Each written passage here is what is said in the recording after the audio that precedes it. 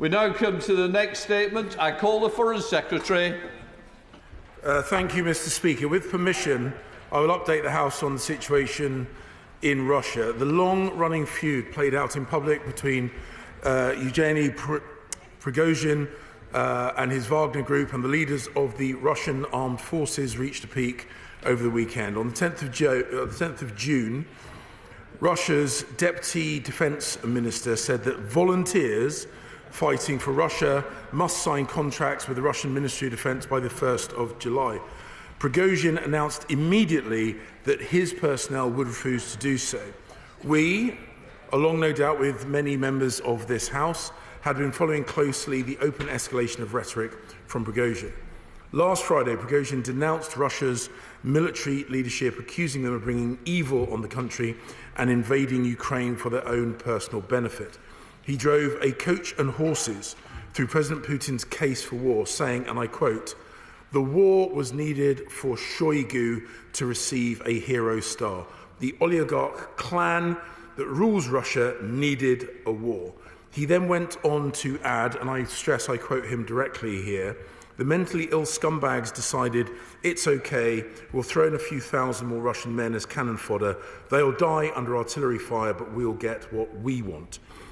In the early hours of Saturday, Wagner forces entered the city of Rostov-on-Don in southern Russia, and Prigozhin announced that he would march on Moscow. This finally drew a response from Putin, who accused Prigozhin of an armed rebellion and promised tough action and punishment.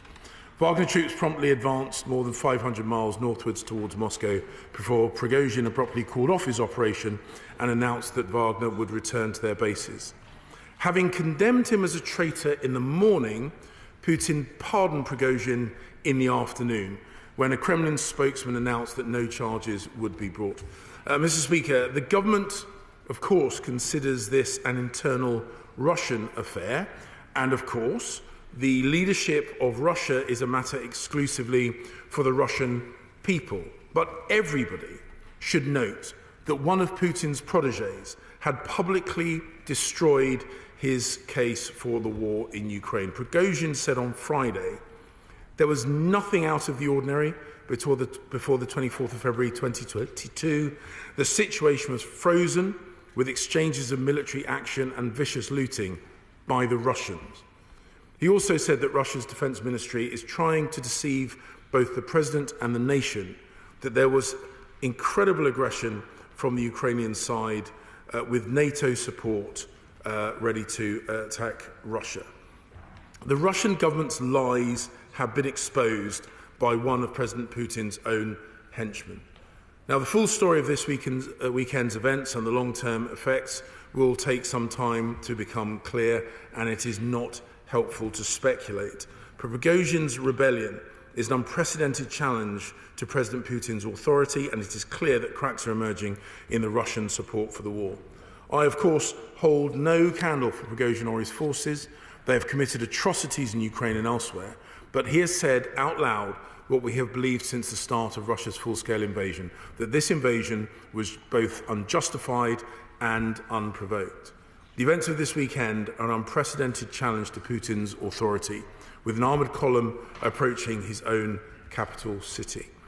As the situation unfolded, the government monitored and responded to developments carefully. I was briefed on Friday evening and again regularly throughout the weekend by my officials. On Saturday, I chaired a COBRA meeting on the situation.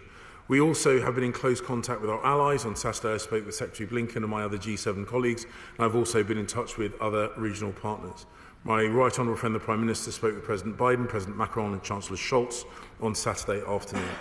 Mr. Speaker, despite these internal developments in Russia, Putin's bloody war in Ukraine continues. The Ukrainians fight for their survival, and our Ukrainian friends are mounting a determined counteroffensive and steadily clawing back their territory. We will not be distracted from our work to support Ukraine's self-defence and their subsequent recovery.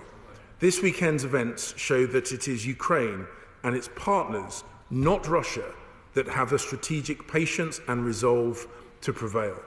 At last week's Ukraine Recovery Conference, we sent a clear message that not only will we stand by our Ukrainian friends as they resist Putin's onslaught, but we will stand with them in the subsequent peace as well. Now that Russia's leadership cannot justify this war, even to each other, the only rightful course is for Putin to withdraw his troops and end this bloodshed now. Mr. Speaker, I commend this statement to the House. Senate Foreign Secretary David Lammy.